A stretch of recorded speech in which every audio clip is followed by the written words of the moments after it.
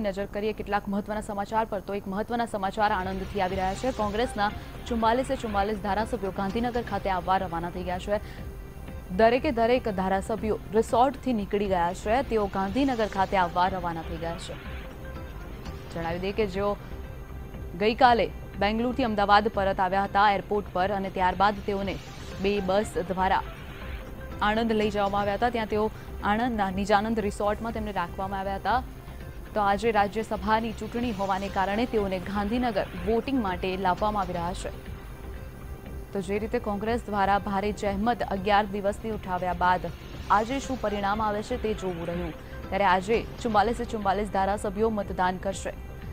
તેઓને આણંદથી હાલ ગાંધીનગર લાવવામાં આવી રહ્યા છે।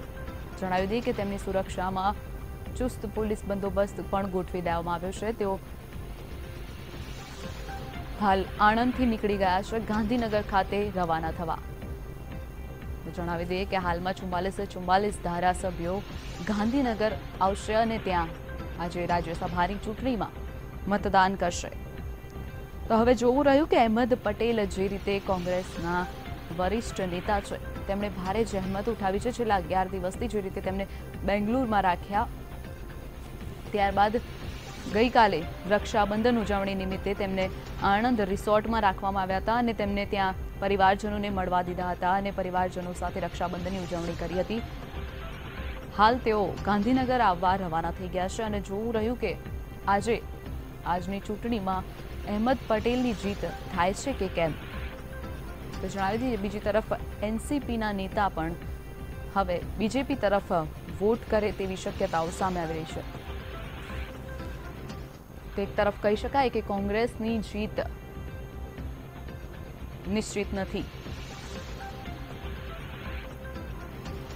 કોંગ્રેસને જીતવા માટે 45 મતની જરૂર છે, જ્યારે તેમની પાસે 44 ધારાસભ્ય છે।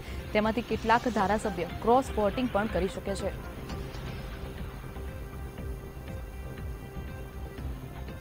તો અંગે જ વધુ માહિતી માટે અમારા સંવાદદાતા નરેન્દ્ર રાઠોડ જોડાઈ ગયા છે। નરેન્દ્ર, જે રીતે 44 ધારાસભ્યો આણંદથી ગાંધીનગર આવવા રવાના થઈ ગયા છે, ત્યાંની હાલની પરિસ્થિતિ શું છે?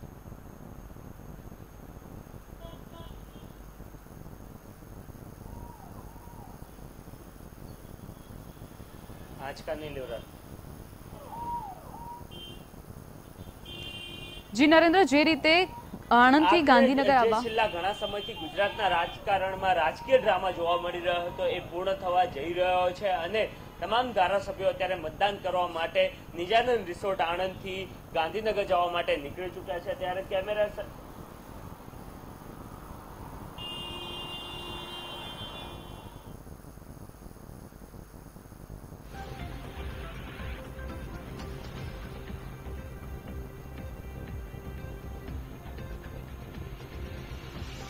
તો જણાવી દઈએ કે જે રીતે આણંદ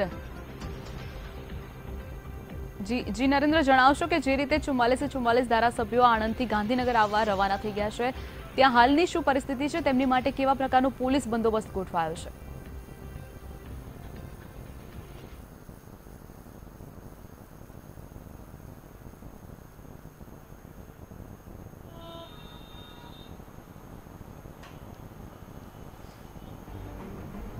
તમામ ધારાસભ્યો મતદાન માટે નીકળી ચૂક્યા છે। કેમેરા સહયોગીને કહેવા માંગીશ કે તમામ જે દ્રશ્યો છે તે આપને દર્શાવે દર્શકોને।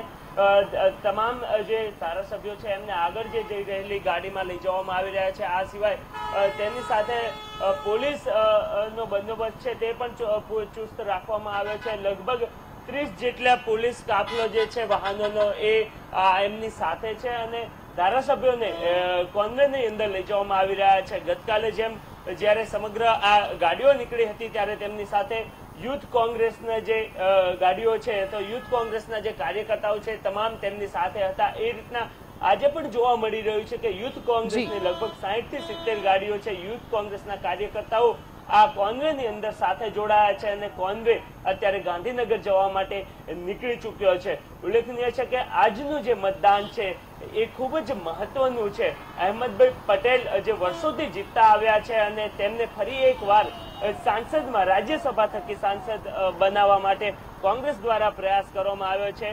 સામે જ ભારતીય જનતા પાર્ટી દ્વારા બળવંતસિંહના રૂપમાં એમને બીજેપીમાં લાવીને લડાવવામાં આવી રહ્યા છે. એટલે બંને પક્ષ માટે ખૂબ જ મહત્વનો દિવસ છે. પ્રતિષ્ઠાના જંગ તરીકે આ જંગને અત્યારે જોવામાં આવી રહ્યો છે અને એ જ કારણ હતું કે છેલ્લા 10 દિવસથી તમામ ધારાસભ્યોને બેંગલુરુ પાસેના એક રિસોર્ટમાં રાખવામાં આવ્યા હતા. ત્યારબાદ ગતકાલે તમામ ધારાસભ્યો અહીંયા આણંદના નિજાનંદ રિસોર્ટમાં આવ્યા છે અને અત્યારે ગતકાલે જે બેઠકોનો દોર ચાલ્યો હતો, અહેમદ પટેલ, ભરતસિંહ સોલંકી સહિતના નેતાઓ એમને મળવા આવ્યા હતા અને ત્યારબાદ અહેમદ પટેલે પોતાની જીતનો દાવો રજૂ કર્યો હતો અને એમને સમર્થન આ જે કોંગ્રેસના 44 ધારાસભ્યો સિવાય અન્ય પણ 2 થી 3 ધારાસભ્યોનું હોવાનું એમને ગતકાલે જ જણાવ્યું હતું.